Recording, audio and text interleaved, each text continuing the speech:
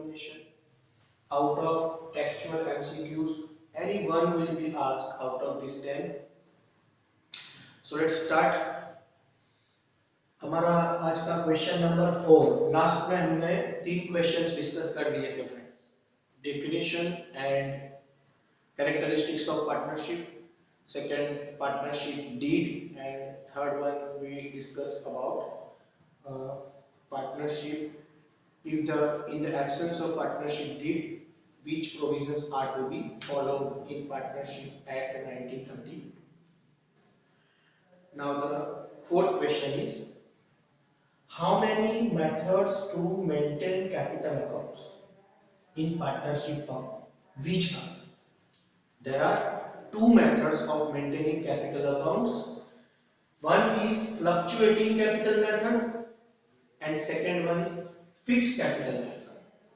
And fluctuating capital method can be known as temporary capital method or flexible capital method also. And fixed capital method is also known as permanent capital method, which can be asked in examination. Like a fixed capital method can be known as, फिर blank दे देंगे तो आपको answer याद रखना पड़ेगा permanent capital method किस तरह से। Fifth question is right the differentiation between fluctuating capital method and fixed capital method. So first fluctuating and second part is fixed capital method. Opening capital and closing capital दोनों अगर difference अलग अलग उनकी value आ रही है, opening मतलब in the beginning of the year and closing balance of capital मतलब closing of the year, at the beginning of the year and at the closing of the year both the values of capital balance are different, that means fluctuating capital balance. And if the values of both balance are same, that means fixed capital. So the first differentiation is opening capital and closing capital reported change or flexible, it means fluctuating capital method. And if the opening capital and closing capital reported unchanged, that means fixed capital method. ये definition भी हो गई। अगर आपको exam में पूछे गए right और डिफाइन फिक्स कैपिटल मेथड, ये डेफिनेशन आपको लिखनी है। Opening capital and closing capital reported unchanged, such kind of capital method is known as fixed capital method. Second differentiation is only partners capital accounts are open. इसमें आपको only partners capital account ही open करने हैं। And in fixed capital method, you have to prepare two things: current account and capital account also. Partners current account and partners capital account. So question में अगर ऐसा पूछे in which method the current accounts are open, so we have to write fixed capital method. Under fixed capital method, current accounts of partners are open. Third differentiation is both short-term changes and long-term changes in capital are recorded in capital accounts. So इसमें आपको capital account ही prepare करना है। तो short term change होगा या long term change होगा, दोनों को capital accounts में ही record करना पड़ेगा।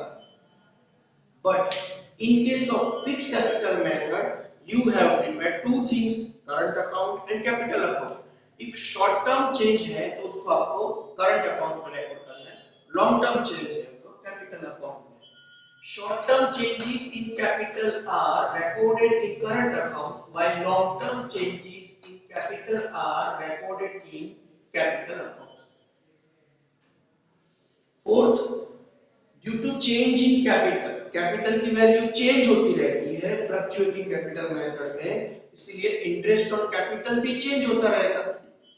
Due to change in capital, interest on capital also keeps on changing, while second method balance of capital remains unchanged, capital का बैलेंस चेंज नहीं होता है, consequently interest on capital remains constant, interest on capital भी same ही रहेगा, हर साल change नहीं होगा।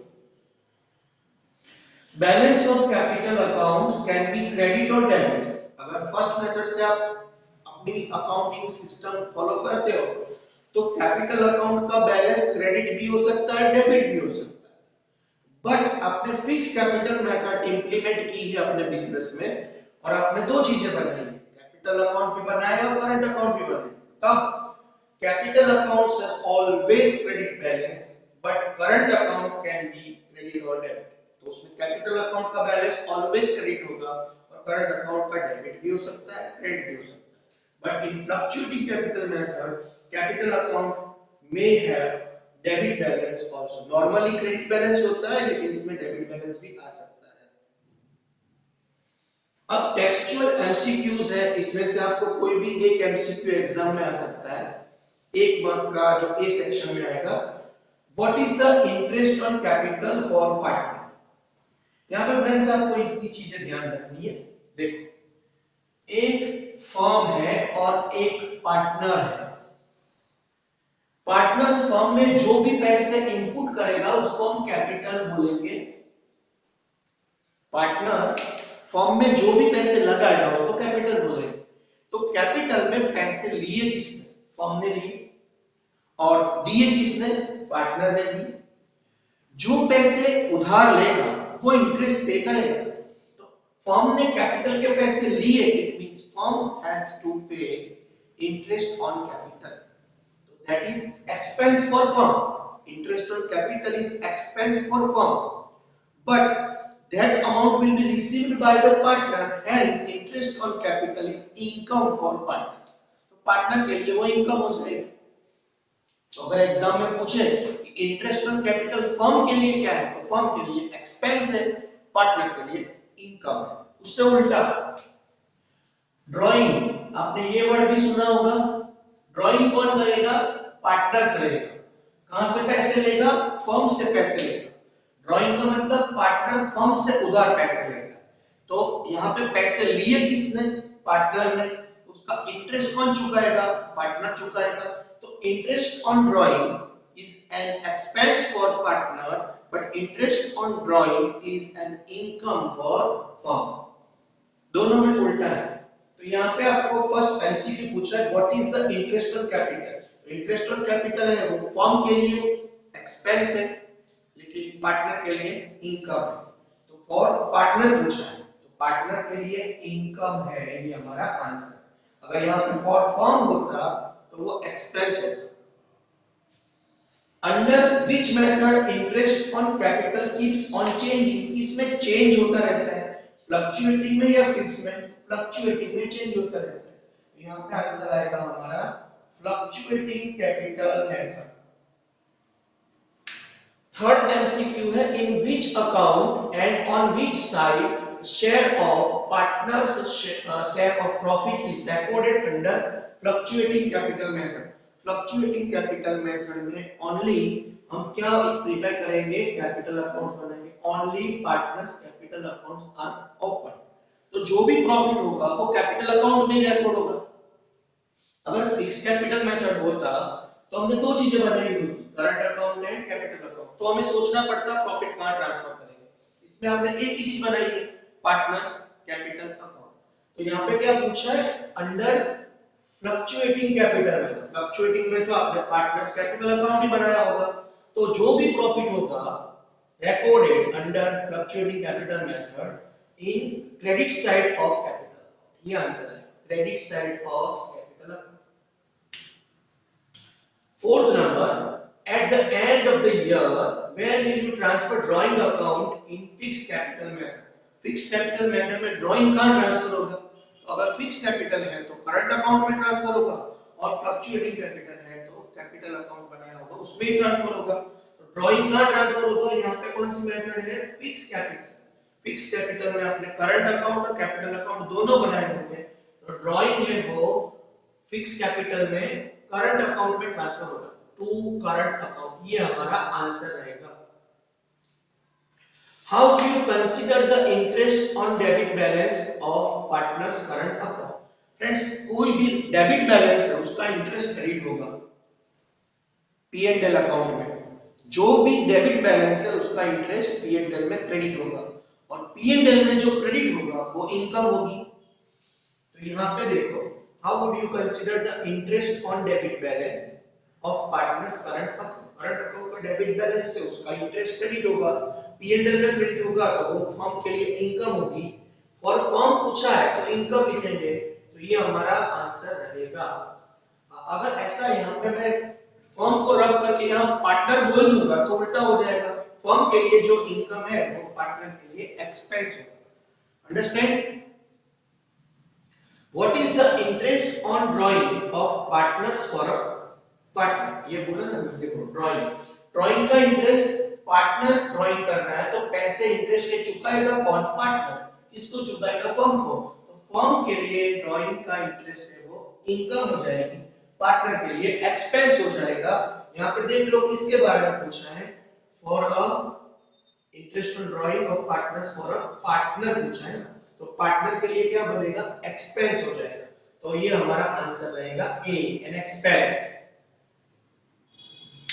Debit balance of P&L appropriation means, तो यहाँ पे फ्रेंड्स तीन चीजें बनती है पार्टनर्स की फाइनल अकाउंट में। देखो, फर्स्ट बनेगा ट्रेडिंग अकाउंट, सेकंड बनेगा P&L अकाउंट और थर्ड बनेगा P&L एप्रोप्रिएशन अकाउंट। ट्रेडिंग में जो भी प्रॉफिट होगा तो उसको हम बोलेंगे ग्रॉस प्रॉफिट, और लॉस होगा तो ग्रॉस लॉस। P&L में प्रॉफिट होगा तो नेट प्रॉफिट, और अगर लॉस आया तो नेट लॉस। यहाँ पे आपको ग्रॉस वर्ड यूज करना है, ग्रॉस। यहाँ पे आपको नेट वर्ड यूज करना है, और यहाँ पे आपको डिविजिबल यूज करना है word, divisible profit, divisible loss. P&L appropriation में प्रॉफिट आया तो बोलेंगे हम डिविजिबल प्रॉफिट, लॉस आया तो डिविजिबल लॉस। और अगर डेबिट बैलेंस है, डेबिट बैलेंस ऑलवेज लॉस ही होगा। Debit balance means loss, credit balance means profit. यहां पे आपको क्या पूछा है? डेबिट बैलेंस बोला है, इसका मतलब है लॉस। और किसके बारे में पूछा? P&L एप्रोप्रिएशन, ये लास्ट था, P&L एप्रोप्रिएशन, तो डिविजिबल, तो डिविजिबल लॉस ये हमारा आंसर होगा, डिविजिबल लॉस, ये आंसर डी। अगर यहाँ पे ऐसा होता डेबिट की जगह credit balance of P&L appropriation तो वो डिविजिबल प्रॉफिट होगा। Debit balance of trading account बोला होता तो हम बोलेंगे ग्रॉस लॉस, और credit balance of trading account बोला होता तो gross profit. Debit balance loss है, क्रेडिट बैलेंस प्रॉफिट है। ट्रेडिंग के लिए है तो ग्रॉस है, P&L के लिए है तो नेट है, P&L एप्रोप्रिएशन के लिए है तो डिविजिबल है। What percentage of interest on capital when no provision in deed? Partnership deed में कोई प्रोविजन ही नहीं है, तो एक ही चीज याद रखिए, अगर पार्टनर ने फर्म को लोन दिया है उसमें ही 6% अप्लाई होगा in the absence of agreement. बाकी सब केस में कैलकुलेशन नहीं करना है। Interest on capital in the absence of partnership deed, there is no need of calculation. Interest on drawing in the absence of partnership deed, there is no need of calculation. कोई भी interest है अगर आपने deed नहीं किया है तो calculation नहीं होगा। एक ही पॉइंट में कैलकुलेशन होगा 6% पर एनम के हिसाब से, अगर पार्टनर ने फर्म को लोन दिया है। तो यहाँ पे दिया what percentage of interest on capital पूछा है ना friends, interest on capital calculate नहीं होगा तो डी ऑप्शन आएगा, नो इंटरेस्ट, सॉरी, हाँ, no interest, no calculation. Ninth number, what percentage of interest on loan of partner, ये आया interest of loan of partner, और उसमें आपने पार्टनरशिप डीड में कोई प्रोविजन नहीं किया तो 6% पर एनम, 6% पर एनम, ये हमारा आंसर रहेगा। और लास्ट 10th क्वेश्चन है, the capital proportion, properly read करो, it is not a P&L proportion, it is capital proportion 3:2:1 ऐसा दिया, and divisible profit of the firm is 66,000. What amount the partner C will get? तो देखो यहाँ पे आपको जो दिया है वो प्रपोर्शन है, वो P&L का प्रपोर्शन नहीं है, कैपिटल का प्रपोर्शन है। तो P&L प्रपोर्शन तो दिया ही नहीं है। अगर आपको P&L प्रपोर्शन नहीं देते हैं तो वो हमें इक्वली एज्यूम करना, तो यहाँ पे आपको पी एंड एल प्रपोर्शन नहीं दिया है, तो हमारा पी एंड एल प्रपोर्शन कितना होगा? P and L proportion is profit and loss proportion. ये रेशियो में क्या डिवाइड होगा? कैपिटल डिवाइड होगा, प्रॉफिट एंड लॉस नहीं।